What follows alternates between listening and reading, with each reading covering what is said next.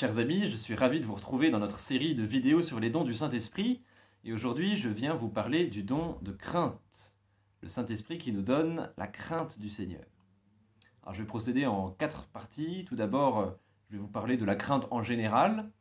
Dans une deuxième partie, de la crainte de Dieu en particulier.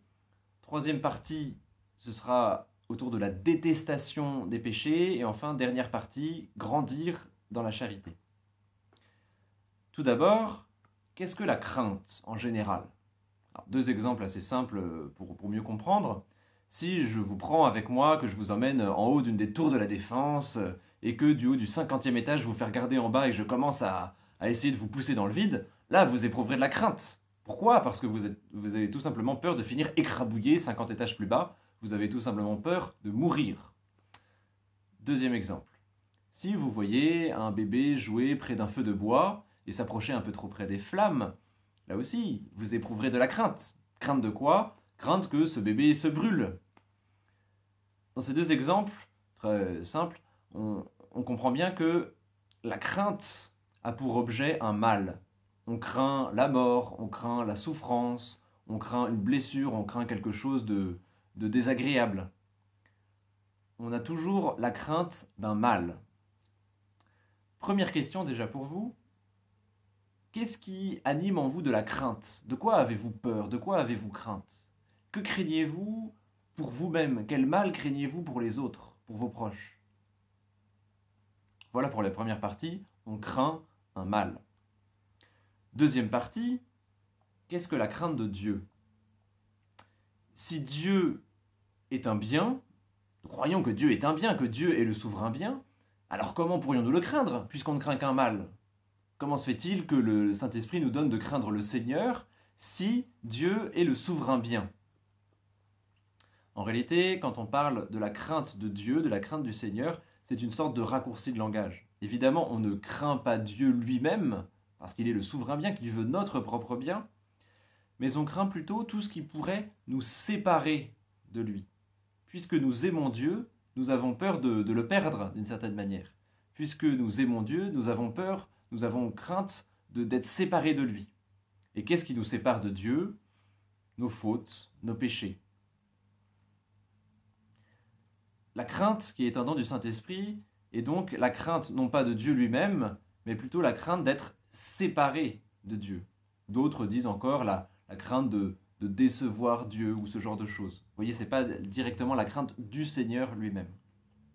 Vous vous souvenez sans doute, vous qui êtes clodoaldien, du père Philippe Hénaf, qui fut votre curé il y a encore récemment, et vous l'avez sûrement entendu dire pendant la messe, une prière juste avant de communier, que normalement le prêtre récite à voix basse, mais que lui aimait réciter à voix haute. Une prière qui se terminait ainsi, le prêtre s'adresse à Dieu et lui dit « Fais que jamais je ne sois séparé de toi ».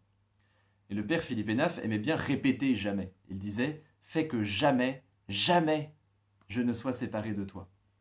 Eh bien vous voyez, ça, c'est la crainte du Seigneur. Cette crainte de risquer d'être séparé de Dieu. Deuxième question pour vous. Avez-vous déjà eu le sentiment dans votre vie, à tel ou tel moment, d'être séparé du Seigneur pendant une période plus ou moins longue? Avez-vous éprouvé le sentiment d'être trop éloigné de lui, à cause de vos péchés par exemple? Avez-vous déjà été attristé parce que quelqu'un d'autre que vous-même s'éloignait de Dieu?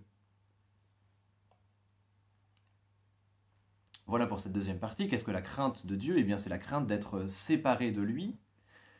Ce qui m'amène à ma troisième partie.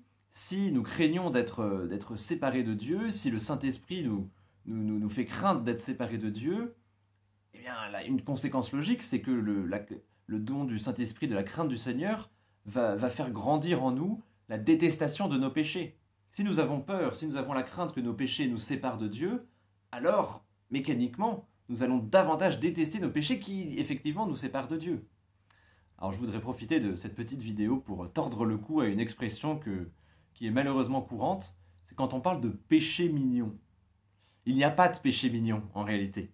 Aucun péché n'est mignon. Et comprendre cela, justement, qu'aucun péché n'est mignon, c'est un fruit de don de crainte. Le Saint-Esprit nous fait comprendre qu'il ne peut pas y avoir de jolis péchés, de péchés mignons, attendrissants. Tous les péchés sont laids, au contraire. Alors bien sûr, Aimer les éclairs au chocolat, il n'y a rien de mal à cela. Ça n'est pas un péché mignon, ça n'est pas un péché du tout d'aimer les éclairs au chocolat, c'est tout simplement avoir le goût des bonnes choses. Et ça, c'est un bien. En revanche, avoir tendance à se lever dans la nuit en cachette pour aller dévorer un éclair au chocolat sans que personne le sache, ça, ce n'est pas un péché mignon, ça n'a rien de mignon, c'est un péché tout court, c'est plutôt une sorte d'addiction d'ailleurs, dans ce cas-là, ça n'a rien de mignon, voyez. Voyez, il ne peut pas y avoir de péché mignon.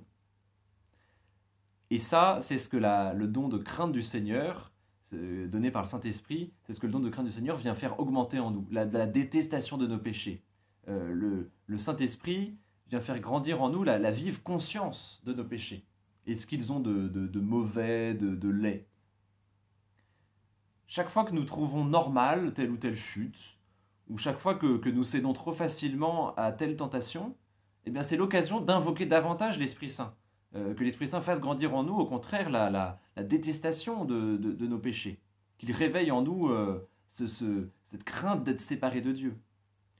Demander le don de crainte, c'est ne pas se satisfaire de ses péchés. Demander le don de crainte, c'est ne pas nous accommoder de nos péchés. Et vous verrez que si vous demandez régulièrement, honnêtement, sincèrement le don de crainte, vous verrez sans doute plus clairement les péchés que jusque-là vous cachiez un peu trop vite sous le tapis. C'est par exemple important, avant d'aller se confesser, d'invoquer plus particulièrement l'Esprit Saint et de demander son don de crainte pour mieux scruter ce qu'a été notre vie, pour mieux voir ce qu'ont été nos péchés, mieux les détester, pour mieux les présenter devant le Seigneur, pour demander au Seigneur de nous pardonner.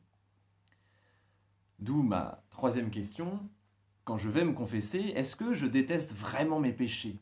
Est-ce que je réussis à les haïr, ces péchés qui sont les miens? Enfin, dernière partie, grandir dans la charité.